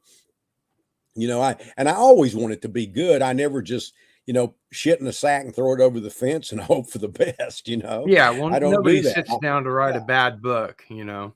No, and the same way with the film, you know, you never hope they make a bad film or expect them to make a bad film. Right. I'd never make a deal with somebody I expected to make a bad film, though they could. Another question from Robert Hubbard in the chat. He says, loved the events concerning, since reading it in a collection, thrilled to see a second tale in the Subterranean Press book. Any chance we might be seeing more of those characters in the future? Yes, I think there is a chance. I might have to see how that one did. You know, I don't know how it did for Subterranean, but if it did well and he was interested in another one, I think I would enjoy writing it. It's what's funny about that is I wrote that in the 90s. It won a Bram Stoker Award. It's not a horror story. I'm not exactly sure. Like I said, my stuff is hard to figure sometimes, and I get that. But I didn't write a story, a sequel to it for up until now. And that was in the 90s when the first one came about. When I wrote it, I always thought I was going to write stories about those characters and that they might have become what Hap and Leonard was. But it just didn't happen. And then I got that opportunity when why don't you continue this? I thought, well, I guess that's the emphasis I needed, you know, to do it. So when I got that emphasis to do it, I went for it. I have a kind of a weird question here for you. So if it's too weird, then we can just move on. Have you ever had an idea that was the one that got away? Mm-hmm. I've had many. Really? The problem with ideas is that sometimes I'll have an idea that I know that idea is a bestseller, but it's not for me. Even though I know it's a good idea, I know it's not something that I would do well because I don't tend to think in bestseller terms.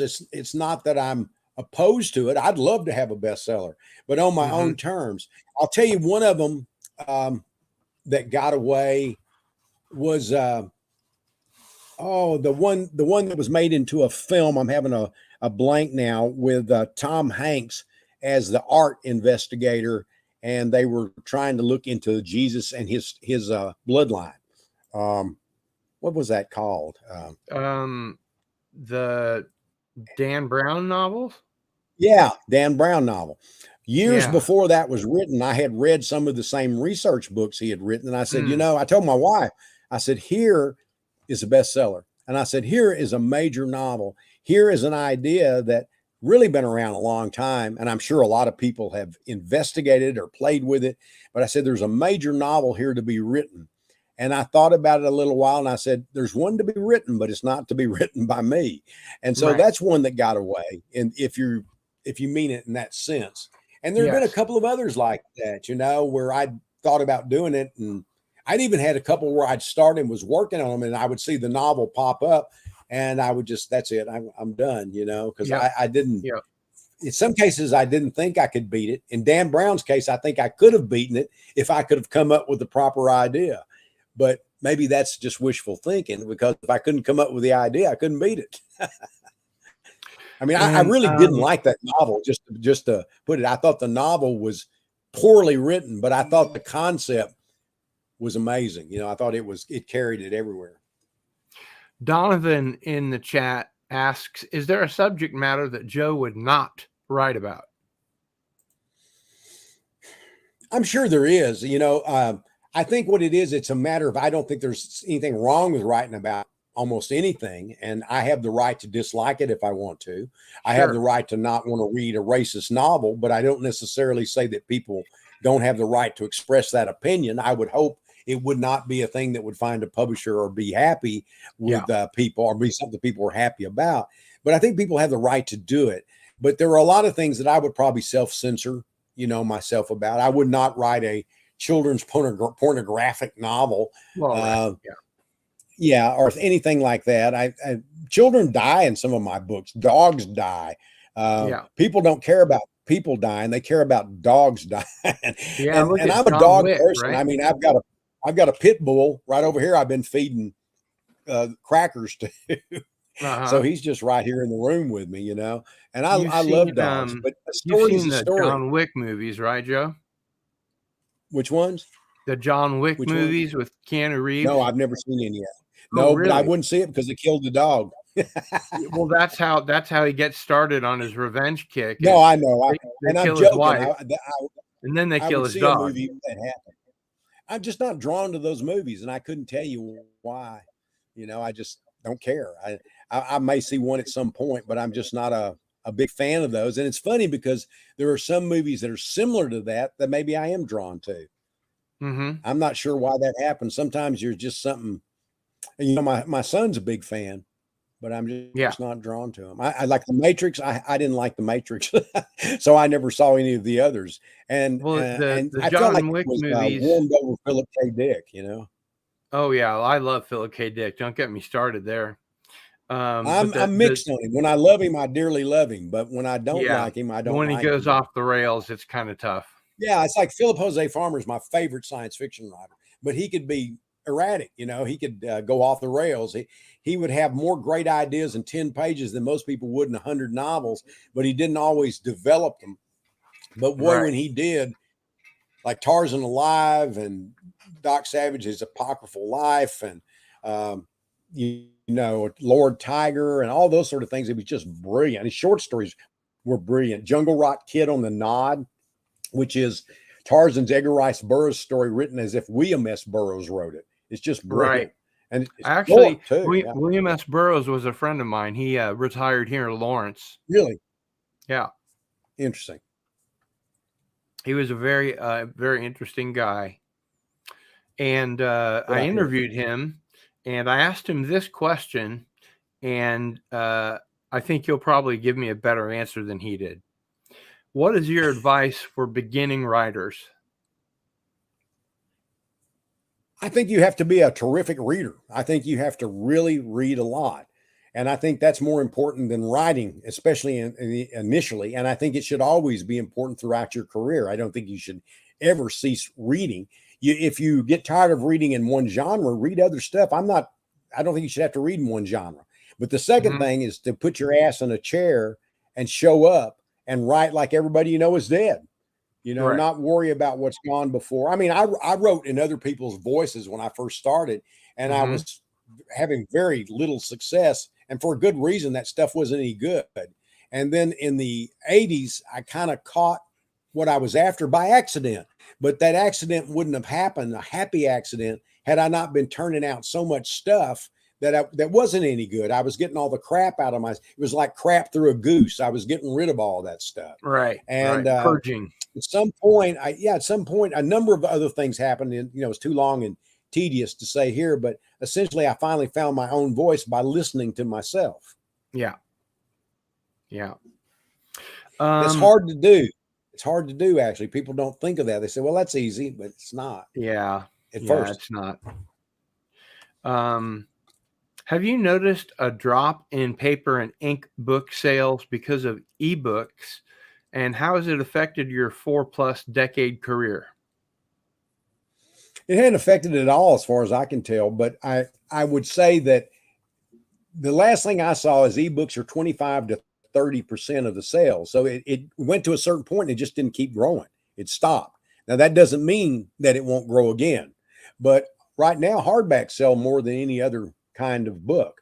Mm-hmm. But what I think is that there are fewer publishers, and it's harder in some ways now than it was when I started, when there were hundreds of publishers. Not all of them were big names, but there were hundreds of publishers. There were hundreds of markets for short stories, because people were begrudging the number of magazines when I was a kid, or when I was a writer, when I first started rather, Mm-hmm. and there were still a lot, and there were anthologies. I publish a lot of short stories. I'm fortunate in that I'm known well enough that I get asked constantly, and there are all kinds of markets for me. But I think if I were starting out right now, it'd be difficult. But I think one of the worst things you can do is write something and immediately publish it yourself. One thing is people don't get that opportunity to be told it's not good. They don't get that opportunity for people to push back. You don't always have to agree with them, and I frequently didn't. But sometimes I thought, yeah, they're right. This is terrible. This isn't good. And also, just knowing that you're writing to get paid makes you work harder, because somebody's not going to let go of that money if they think it's that they're going to lose money. Yeah. So it's vetted in that way, and then by having an editor read it, it's vetted. What I'd like to see is more publishers, but not just people say, I'll publish your book for free and give you nothing unless it's royalties on the back end, because Jack, there ain't going to be any. That's right. And you need more publishers. They're like Subterranean. I know what I'm going to get there, and they're a real publisher. They have a different way of going at things. Tachyon, I do some short story collections for them. I like them. They're going to do unusual things, and they do. I think I'm their only crime writer, because that's all they publish by me is crime. SST does limited editions. They're lovely. They're great. Thunderstorm is another one. But what's missing is that we need small publishers like you used to have, that were New York publishers, that also paid money and put them out where people could see them. But I think publishing in many ways has changed to such an extent it may never roll back. It won't roll back. It may be different, but it won't roll back. Like when I was young, I still knew a lot of people that had written for the pulps, and some of them just kept thinking the pulps were going to come back. And I said, I thought, no, well, Weird Tales came back. Well, not really. not in the way that they mean. And it's not it's like one. It's sort of like one out there hanging out, doing a few stories, things like that. But actually, the pulps did not come back. A pulp came back. It's a difference. And what they were thinking is all these markets will come back.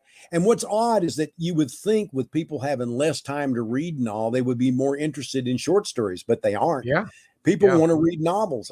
And I've always thought that was mysterious, because I would think, why would they do that if they don't have time? But I think a lot of people like the investment in a novel with characters and all that. And short stories are my favorite to write and read, but I can write novels too. And I can write film. I can write comics. So I'm fortunate, and I have a lot of avenues. But the main thing is read and write and mean business, and not be looking to publish it yourself as fast as you can. Go to the problem of being rejected. I think this is a great example of a novella that's just the right size. Yeah, right. Exactly. When I was growing up, a lot of science fiction books were 120 pages or 180 pages, especially ace doubles and things like that. Same way with crime novels. I could read 2 of them in a day when I had a day, easy, because it's 120 pages. And I fortunately, I'm a very fast reader naturally. And so, now, books are, they're thicker, but the thing is that I always dedicated myself to reading, and I still do. And I think that anybody that's serious about writing has to. Yeah. Again, we have a question from the chat with Donovan. Has Joe thought of Has Joe thought on one of the best sci-fi stories ever, The Cold Equations by Tom Goodwin? I know that story. Sure. Yeah. Where they have the weight problem and they have to decide what they're going to do. Yeah, it is one of the great ones. I read it when I was in the 60s. I think it was in a best science fiction of all time or something like that. Mm-hmm. And I read one other story by him, but I don't remember the other one. But that one's highly memorable conceptually. They made a film based on it recently. It's not Oh, called really? that though. I can't. Yeah, I I can't know remember that what it is. But they have a when stowaway on. A lady gets on board. A girl gets on board. She's yeah, really young. Gets on board, and they have to decide, just like the story. So it's very close to the story. yeah. It has some big changes in some spots, but I saw a version of it in the Forrest Whitaker version of the Twilight Zone. They did. I didn't see any of those. Some of them are really good. The first one That's what I hear. Yeah. with him. The ones after that were garbage. But Well, Forrest Whitaker's from East Texas. I did not know that. Yeah, he's not. He was from place not too far down the road here called Longview, and Matthew McConaughey was there from there too. They're both from there. Wow. Wow. He's great. Hi. Yeah, he's one of my favorite actors, and he makes some really great choices. For me, the first season of True Detective was just off the charts. Yeah, I thought that was amazing. He was in a film with Paxton that Bill directed called Frailty, and Powers Booth was also from there. And Powers Booth's also a Texan.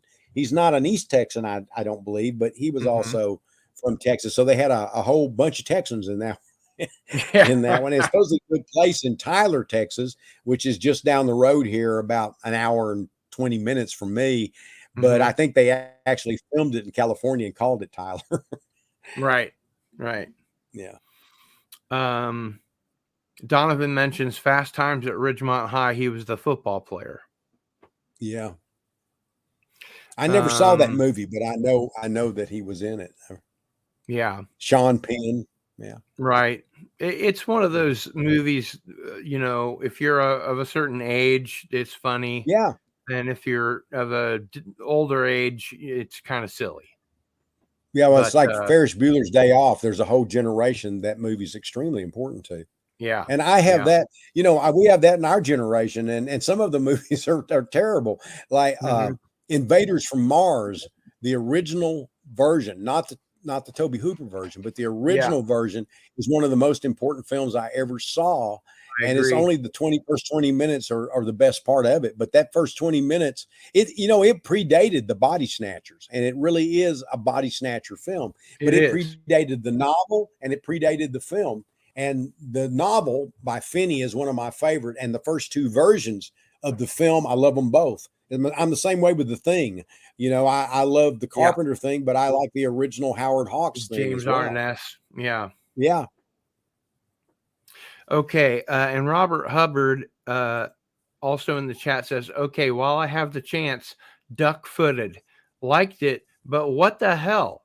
Thanks for all the stories. Looking forward to more. Well, what the hell was that? It was a satire. It was a satire on religion. And at that time, we were going through the moral majority was the big thing. Well, now we have religion that's more vocal and worse than it was then. And it's not so much religion unto itself. It's using religion as a club, using religion as a way to bully people, or to way. Nothing ever humors me more than when I hear all the gun fanatics. And I have a couple of guns, by the way. I'm not, I got a shotgun that I inherited. And there you go. That I'm set. But it's just this idea that Jesus, and I'm all about Jesus, but which, they got all these guns, and I always think, which gun would Jesus have chosen? What would be his favorite gun? And when you can't answer that, because you can't really, because that's not what he was. I mean, he gives the sermon and on the Mount, and he talks about the Beatitudes, and he takes all the fishes and loaves and makes all of this food for all these people, big socialist move there. And he does all of that kind of stuff. And then they're thinking, yeah, we got to get guns because we're Christians and we don't want so and so to do whatever. So we've got to protect ourselves. There's nothing more anti-Christian than that.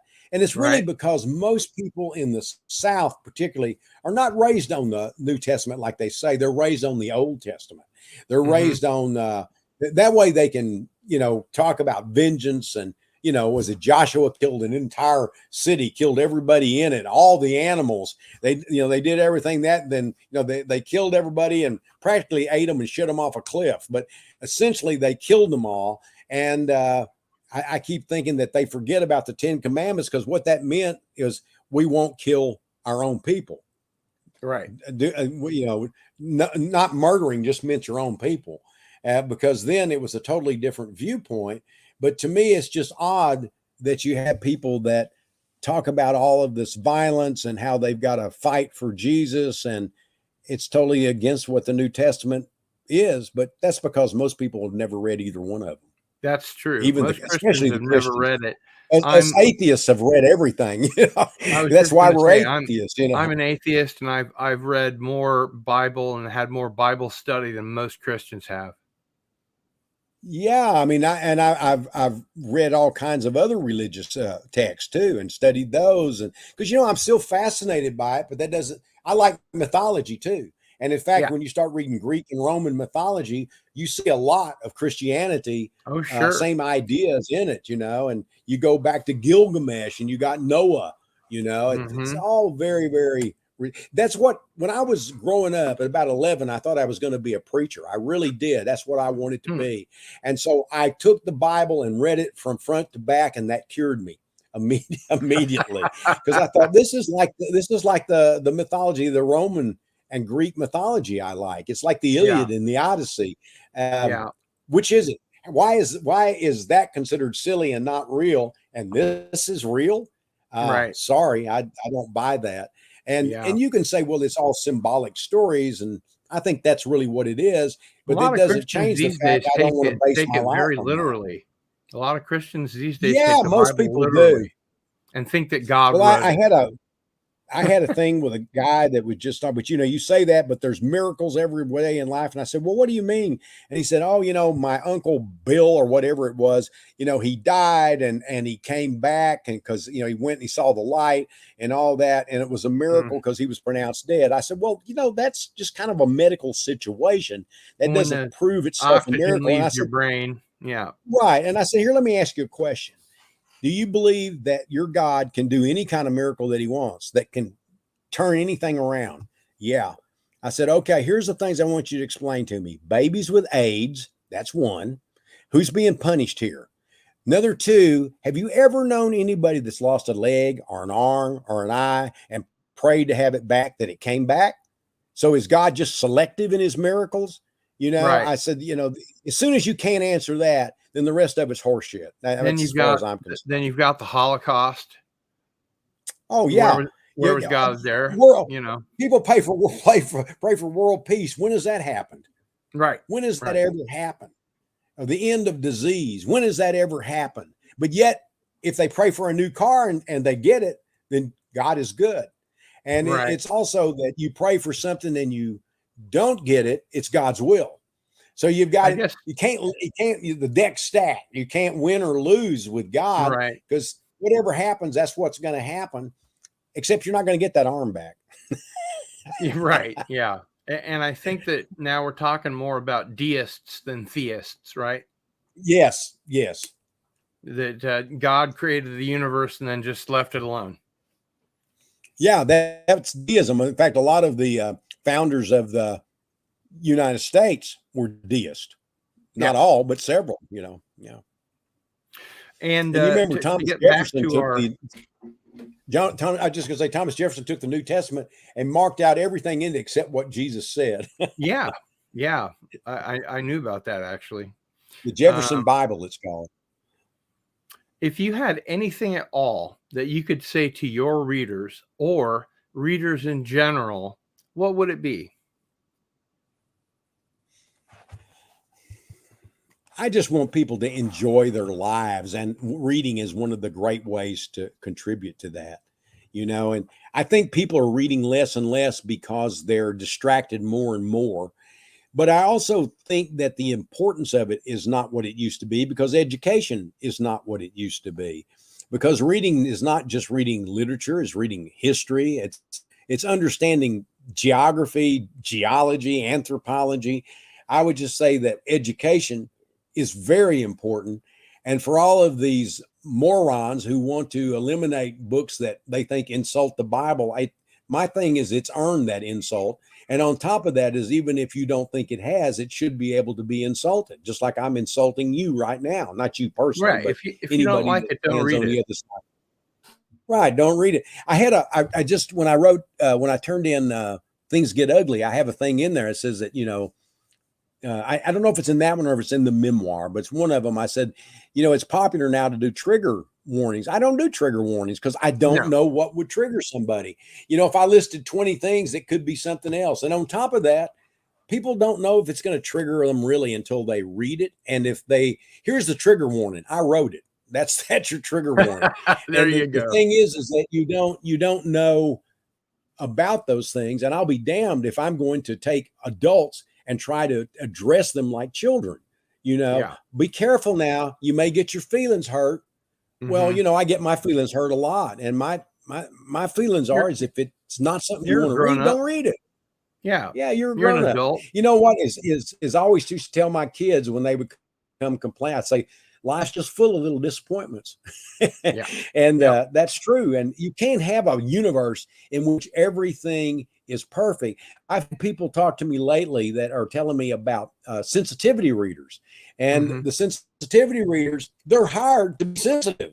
So they go in and find things that, don't matter at all. People And if might they find do matter, objectionable. Yeah. yeah, writing is supposed to be objectionable. It's supposed Of to be course. about uncomfortable things, and as well as fun things, as well as exciting things. It isn't always supposed to be a bundle of laughs. Not all literature should be about tap dancing, or yodeling. Mhm. Some should talk about bitter things and dark things. And if you're going to talk about racism, you need to talk about racism. I had I won't say who, but I had a best-selling author and a guy who I really like and is a great writer tell me that people were meddling with his work through a sensitivity reader. And then I had another one was telling me that too. And he said, "What would you do?" And I said, "That's not important what I would do, because what I would do Uh-huh. might screw you up." Right. But they said, "Have you ever had it happen to you?" I said, "I've had people misinterpret things, but Sure. I've never had a sensitivity reader. But it wouldn't surprise me.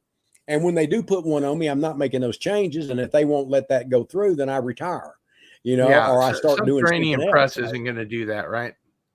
No, no, no. And neither is Mulholland that I've seen. But, you Mhm. never say never, because things change. You have different different expectations. I think that that's a fad, the sensitivity reader. I like to think it is, because most people have got enough common sense to understand. They understood it before the sensitivity reader. They knew what I was doing. They knew I was writing anti-racist stuff that was sometimes about races, that involved races, but was not racist itself. Now, there's always somebody that'll misread anything, but on the whole, I just don't like to be treated like an idiot. Right. And you read something like that, you can tell it's been, that the leaves have been raked. Yeah. Yeah. Or the Zen sand has been, Yeah, that's right. That's right. uh, raked as well. Okay, Joe, let's plug stuff. What's next? What are you working on vis-a-vis stories, novels, or anything else that's on the horizon? Do you have any speaking engagements, readings, or other events where people could find you? Um, First off, I have a novel out now called The Donut Legion, and it Mhm. is about cults. It's funny, and it's a crime novel, and it's also an offbeat novel per se. I've got Things Get Ugly forthcoming. I have a collection from Subterranean. I believe it'll be at the end of the year. I'll be at ArmadilloCon in Austin in August. Um, I'm trying to think. I don't think I have anything else set right now that I can think of. I'm writing a memoir right now, which I hope to have finished by the end of the year, since that's the deadline for it. It's already Mm-hmm. sold and placed. But I guess that's the main stuff, that I've done. I have if you get a chance to go to some film festivals, there's a film that I wrote based on a Howard Waldrop story. It's a 30-minute film produced by George R.R. Martin called Night of the Cougars. So if you get a chance to see that, that's great. Because it won the LA Film Festival and some other film festival too. I can't remember what it was, but it's fun. Oh, I got on the same shirt. This is not the only shirt I own, by the way. It's a good one. It's a good one. Looking forward to reading the Donut Legion for sure. Thanks. And just before we have the mods come out and help us with our spinner wheel, I wanted to ask you, where can people find you online? Your website? Do you welcome interaction from readers, like say via your email address, or you prefer to privately let your work speak for itself? No, I try to answer everybody. I'm not always able to because I get a lot of mail, but I bet I answer 99%. And once in a while, if it's just a general question, my daughter may answer it for me, or Lou Bank may answer it for me. But that's a general question. If it's directed to me, I try very hard to be interactive with people. But w.lansdale is my website. That goes to my webmaster, Lou Bank, who I really admire. But he'll pass along things to me if he thinks it should be passed along to me. And sometimes he said, do you want me to answer this for you? Because he'll know the answer to that one, meaning, no, right. I'm not going to do that. But the best way to contact me, if you want to, is I'm on Twitter, or even better way is my fan page. I have a Facebook page, and people keep saying, why don't you friend me? Because I don't use that page at all. I don't have anything to do with it. I have a fan page. I don't have that. And I don't deal with, a fan collective. Pictures that you had for lunch and crap like that, and all your little cat pictures and shit. But when there are certain people that do that, and I'm fine with them because I have an interaction with them. But you can find me there, and I'll try to answer anything I can. I'm constantly putting up new information for anybody that might be interested in my work or things that interest me. I'm not going to have a running dialogue with hardly anybody. I always answer people, and we go back and forth on fan page and stuff, but I don't care about your opinions on this and that, because that's not what I'm there for with that. I might care about them personally, but in that case, not so much, that's why I don't have a fan page, a regular Facebook page anymore, because you got people want to argue with you about everything. And even if you answer it, they just can't quit. And, and I found I couldn't quit either. So I got off that page and went on with a fan page. But Twitter's there. And I have an Instagram. That one I don't really handle. My daughter does. Yeah, I tried Instagram. I don't know how she does it, because she's a professional singer, songwriter. She writes short stories. She's done, she's worked in PR. She has a publishing company called Pandy Press with Jonathan Levitt. But she does handle that for me too. You must be very proud. I am. And my son too. My son, he's sold 3 movies, had 3 movies made. I had 2 movies made. And the third one will probably be the one I direct. But he did one called The Pale Door that he co-wrote. And it was filmed. And, he's written a lot of comics. He and I wrote X-Files comics together. He's written comics for different publishers, and we've written some together. And, so and he's a stockbroker. So I'm proud of both of them. They're very creative and they're very good. And they're not kids anymore. I really enjoy photos like this with Gregory Nicotero. What a good looking couple of guys you are. I like Greg a lot. I've known him a long time. Yeah, he's certainly. I'm a huge fan of his for sure. Yeah, you ought to be. And another person I'm a big he did fan of, his company from BUBBA HO-TEP. You may not be familiar with this guy, but another guy that I'm a big fan of is Canadian Spider-Man. Hello. Hi. Hello. Canadian Spider-Man. Yes, Yeah, sir. he's one of my mods. Nice to meet you. Thanks He's for even got being the- here. Yeah, you too. I'm getting to even got meet the the t-shirt Canadian on. Spider-Man. Yes, sir. Yeah, cool. Yeah, welcome. Can we see your shirt? You sure can. Not Mod pretty darn Squad. good, eh? Yeah, darn Cardinal good. Sins Mod Squad. Yep. yeah. What does it And say at can the I top, show you the man? back? Cardinal. Yeah, Oh, let's see the Cardinal back. Sims here. Yeah, Yeah. I couldn't read that. Yeah, very cool. Here, I turn like the around and show images. us the back. I can. The back is just as cool. You bet it is. Good advertising. That's Yep. right. That's Wear this right. all over the place, all the time. Well, thank you. I Very sure nice. appreciate it. Absolutely. Jill, I can't take credit for the spinner wheel. Jill has arranged the spinner wheel, but let me just pull it up. It is, I sure appreciate that. Thank you, Jill. yeah, it is the most recent one. We are ready to go. I'm just going to go ahead and share that with you now, Cardinal Sin. Okay. All right. Share screen. And Yes. we'll see who the lucky winner is for Unchained and Unhinged, which is a fantastic book. It's got stories in one half and essays on how to write and things like that on the other half, and it's just one of my favorite books. Okay. All right, here is Oh my goodness. the spinner wheel. Now, Joe, I have to warn you. This kind of makes me a little nauseous because I feel like The Exorcist with my head spinning around like that. Yeah, it's getting to me already. Yeah, Do we have two Donovans? I don't think we do.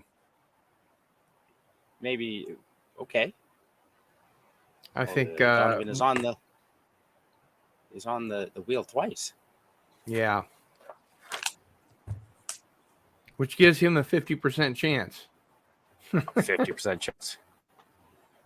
Well, all right. At your command, sir, we are ready to go. Well, we need to move one of those Donovans off of there Yeah, so that if everybody will have an equal chance. Well, I don't know if it will do less than 4 names. I think 4 might be the minimum here. Can you change one of them? I cannot. Jill has the controls to this wheel. Okay. Well, let's go ahead and give it a spin and see who shows up. Yeah, no, I don't have the controls over that to edit it to Cardinal Sin, and Okay. I suspect that 4 might be the minimum. Very good. Here, Let's go ahead and spin it. but I can hit spin at your command. All right.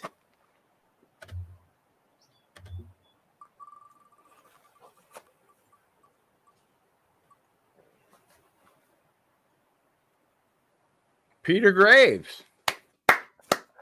Peter Graves.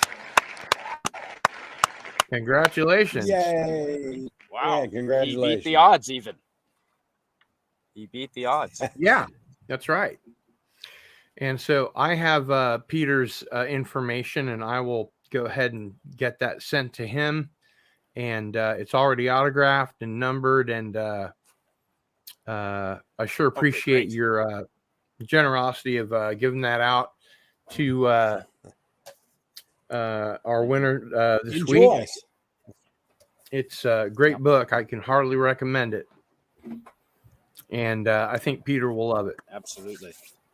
So, Canadian Spider-Man, thank you so much for helping us facilitate the Yes, winner sir. wheel. Thank you. Sure appreciate it. Thank you. You are most welcome. We're almost at 2 hours, and I bet we need to let Joe go. But I'll tell you what, Joe, we would really like to have you back on Masters of the Genre sometime. And I really enjoyed the show, and looking forward to all the forthcoming work that you've got. Thank you very much. Somebody's got to. That's right. All right. Well, that will do it for tonight. So for Joe Lansdale and Canadian Spider-Man, it's Cardinal Sin out.